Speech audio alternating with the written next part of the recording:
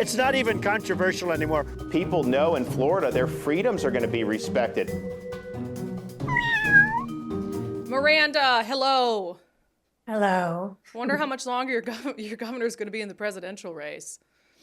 I don't know. He doesn't seem like a early quitter by any measure, so he might be taking it as far as he can. I'm sure he will. He's in too deep. All right, so let's start with something I'm a little torn on, as I am with a lot of Florida things, where it's like the free state, but is it free for some? And I'm sort of like, come on, Ron. So Florida lawmakers considering new laws that would limit children's use of social media.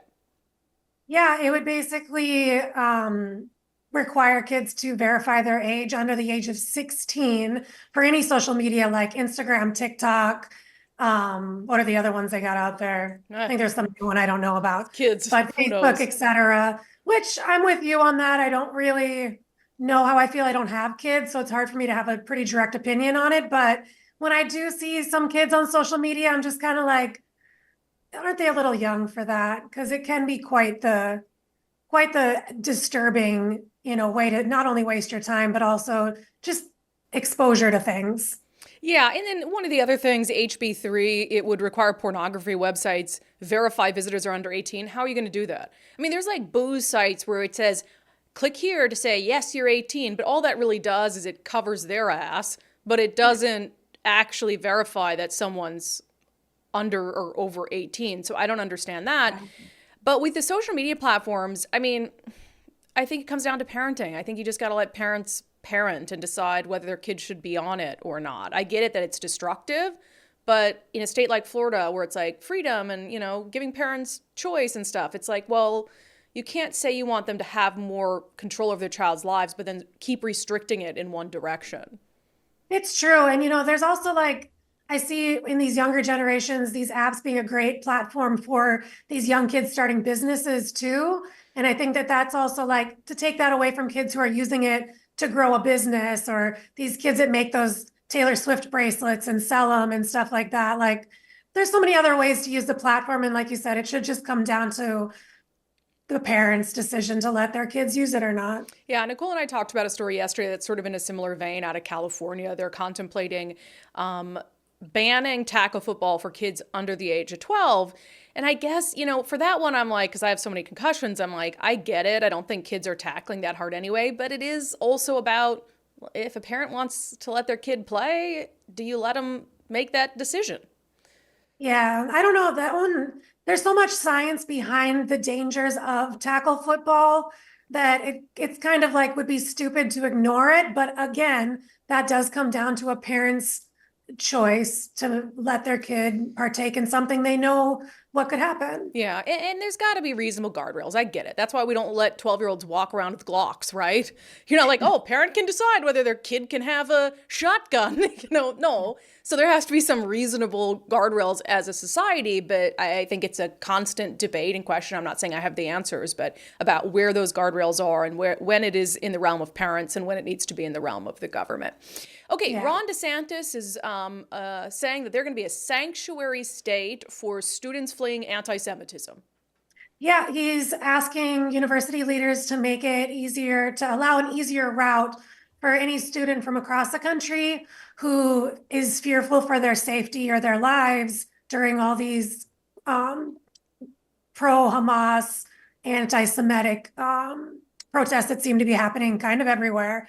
And basically, those students would just have to fill out the proper paperwork, meet certain requirements, and they can have out-of-state tuition fees waived so that they can easily transfer their credits and themselves down to Florida.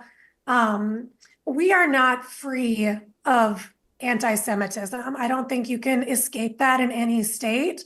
I think making a point to say that we're gonna allow you to come here and help you feel safe, that should come with other steps in regards to that to make sure that these campuses are safe from those same anti-Semitic protests that you see happening all over the place. Yeah, and look, I one thing I do trust is for Ron DeSantis to speak out about it as governor if there are anti-Semitic actions on college campuses. It's something that did not happen in Washington State. You know, we had clearly anti-Semitic protests happening at the University of Washington. It's our governor's alma mater. He didn't say jack about it. So I think also having that messaging that, hey, we're not going to tolerate that on the campuses of our public colleges and universities is important. And I don't know why it's controversial. You know, I laughed at this CBS story trying to like dunk on DeSantis for this.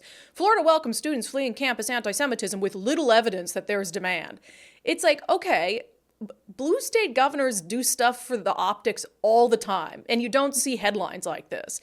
And so even if he's doing it to send a message, you're giving him he's trying to make kids feel safe, and you're just like absolutely crapping on it, for lack of a better phrase. Yeah. So it's interesting. I also think, I hate to say it like this, not that they're, how do I put this? Like, you can tell when I'm really struggling with how to say something.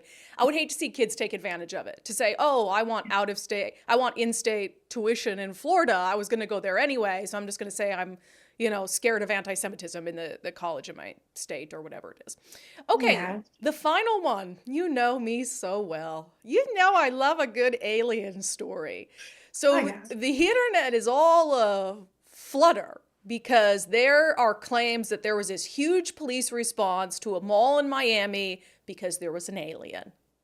Yep. So there's videos all over the internet. It'd be pretty easy for you to find, but we have a very popular tourist destination just outside of the cruise port called Bayside Marketplace. And aliens visited it as well this past week. There was all these videos of dozens and dozens and dozens of police cars, like probably more police cars than I've ever seen in a single response, like for an incident in Miami or anywhere else for that matter. And they said it was in response to a group of kids who were lighting fireworks off and shooting them at people in addition to looting stores. But I don't see any videos and haven't been able to find any videos of said incident besides the videos shown of the police response. And if you look at some of them, there's like a figure that people are saying is like an 8 to 10 foot alien walking around Bayside Marketplace. So the internet went with it. Yeah, as the internet does. And look, I'm very prone to believe the alien theories, of course. And I will say, before we started taping today, I was like looking at the video over and over, and it does look like this figure, it's not a very good video because it's from above, but it does look like the figure is pretty big in comparison to what a regular human would look like next to like police cars. But police are saying, no, we were there with more cops than I think we even have in the state of Washington at one mall for some unruly kids, which I don't know. All I'm saying, put the video out, let the internet decide for itself. All right, Miranda, thank you so much. And I like your new blonder do. Good for you.